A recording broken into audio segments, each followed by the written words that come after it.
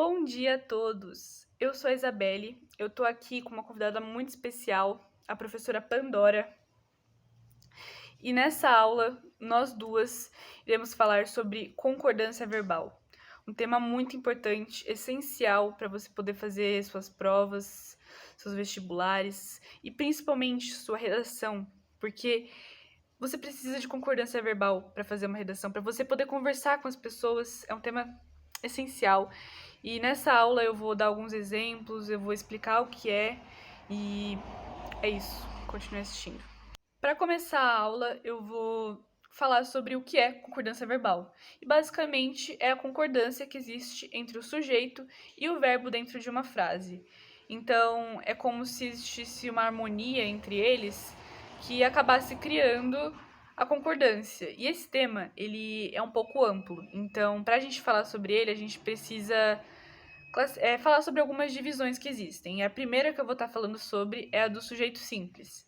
Sujeito simples, como o próprio nome diz, é muito simples. A gente precisa seguir só uma regra, que é a do sujeito. O sujeito é como se ele regesse a forma como o verbo vai aparecer na frase. Então, se o sujeito ele tá no singular, no plural, o verbo vai ter que aparecer no singular ou no plural. Se o sujeito ele tá em primeira pessoa, segunda pessoa, terceira pessoa, o verbo vai ter que concordar de alguma forma com isso. E como exemplo, a gente tem a frase: as crianças comeram muito chocolate.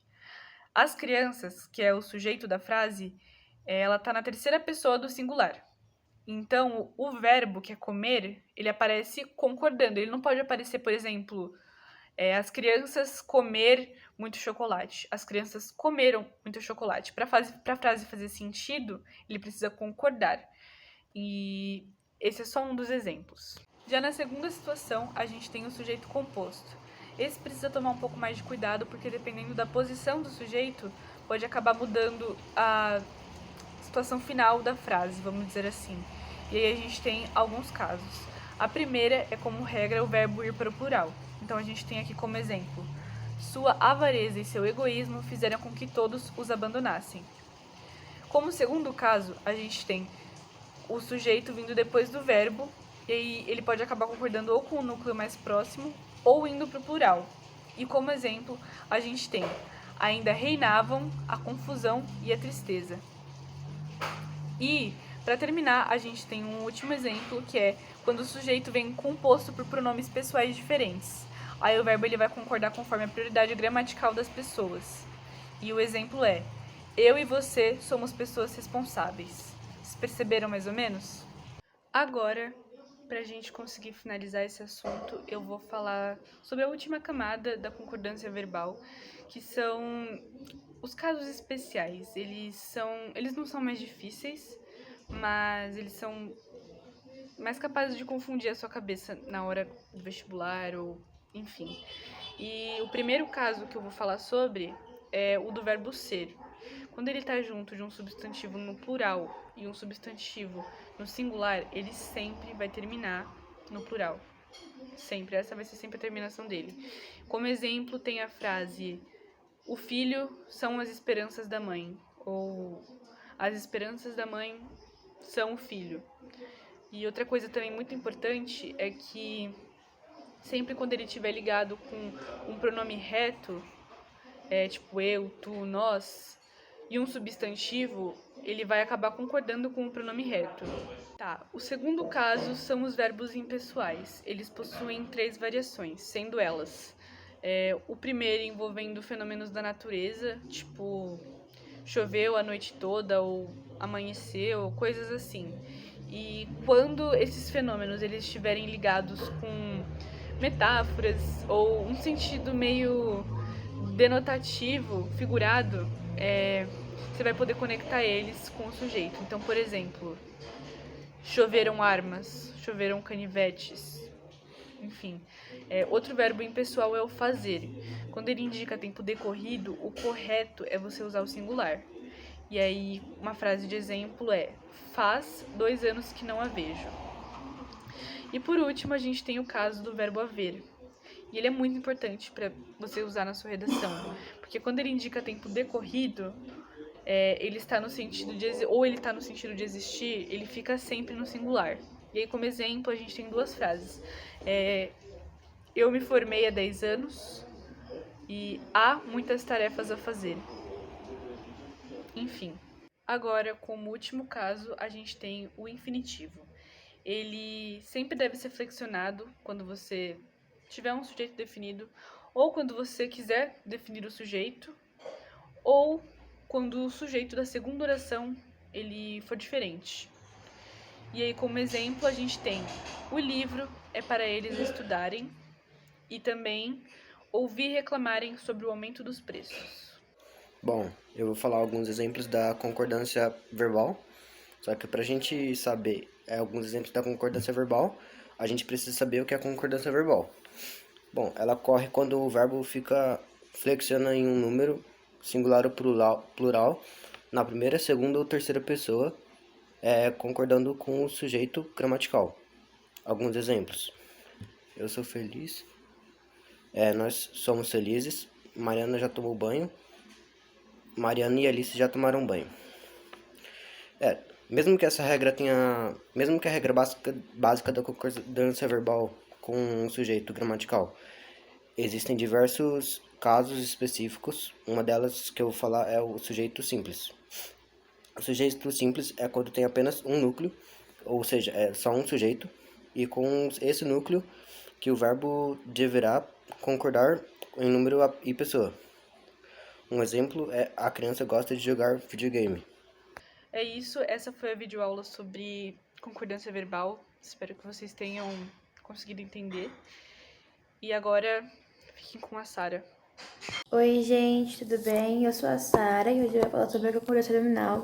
Bem, a concordância nominal é muito simples e eu vou começar falando sobre umas questões especiais que a gente precisa saber.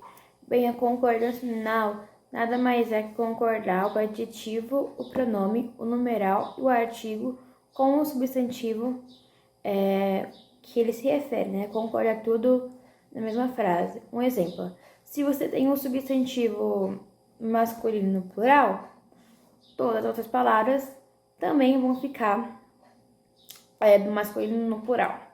Vou dar um exemplo para vocês. Os nossos 2 brinquedos preferidos foram quebrados. Bem, a divisão das palavras, no caso, seria aqui.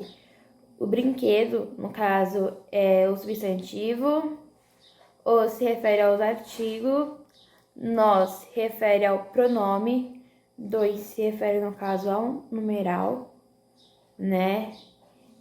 E preferido se refere ao adjetivo. Todas essas palavras concordam com a palavra brinquedo, né? Que é masculino, então plural, que no caso é masculino plural. Agora eu vou falar sobre as 3 regrinhas. A gente tem 3 regrinhas mais importantes da concordância nominal. Bem, e a primeira delas é: digamos que eu tenho 2 substantivos de gêneros iguais.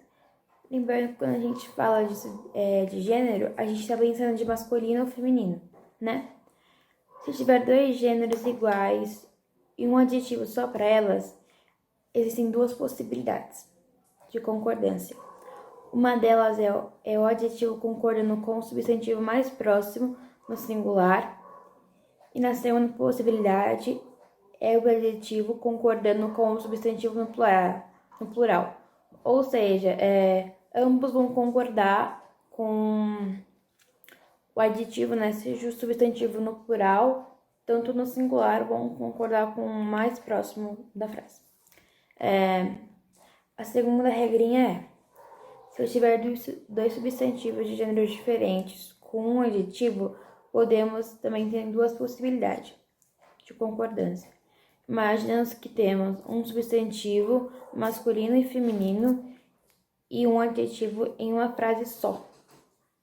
Na primeira possibilidade, o adjetivo vai sempre ser o masculino no plural. E na outra possibilidade, o adjetivo sempre vai concordar com o substantivo mais próximo.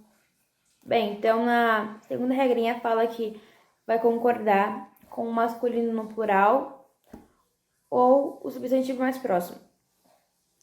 E a terceira regrinha, ela é um pouquinho mais complicada, mas também tu consegue pegar na prática. Muito fácil. Tá, e a terceira regrinha, que é um pouquinho mais complicada. Então, vamos lá. Quando a gente tiver 2 ou mais substantivos e logo após tiver um verbo de ação, ela só pode apresentar de uma maneira de concordar, com o substantivo mais próximo. Mas se a frase apresentar um verbo de ligação, o adjetivo apresenta mais de uma forma, sendo elas o adjetivo concordando com o substantivo mais próximo no singular e o adjetivo concordando com o mais próximo no plural. Bem, então essa foi a explicação de concordância nominal. Espero que vocês tenham aprendido. Beijo. Hoje eu vou dar alguns exemplos sobre concordância nominal, só que vou explicar rapidinho, resumidamente, o que ela é. A concordância nominal é a concordância entre o gênero e o número que ocorre com o substantivo e as palavras que o compõem. Eu vou estar dando 3 exemplos para dar uma entendida. Então vamos para o primeiro. O primeiro é menino bonito. Menino é o substantivo masculino no singular. E bonito é um adjetivo singular e masculino. Os dois concordam entre si porque ambos são singulares e ambos são masculinos. Então, há concordância. Aí vou dar o segundo exemplo. O menino leal, a menina leal. Você vê que o artigo muda para poder concordar com o substantivo, que é o menino leal. O substantivo é menino e está no masculino. Então, o artigo vai ser masculino para poder concordar com o substantivo.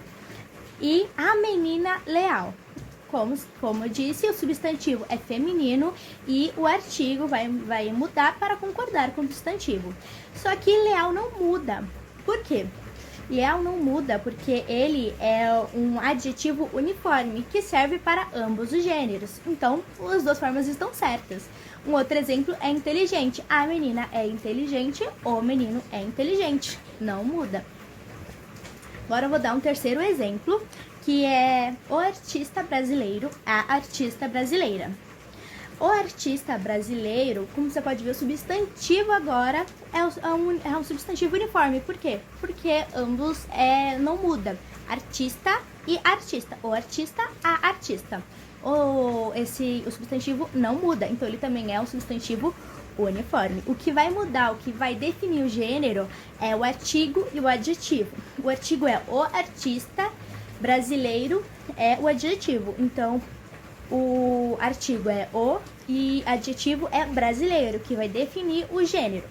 E a artista brasileira, o que vai definir é o adjetivo, que é a, o artigo, que é a, e o adjetivo, que é brasileira, que vai definir. Entendeu? Então, eu dei esses 3 exemplos para vocês entenderem o que é concordância nominal.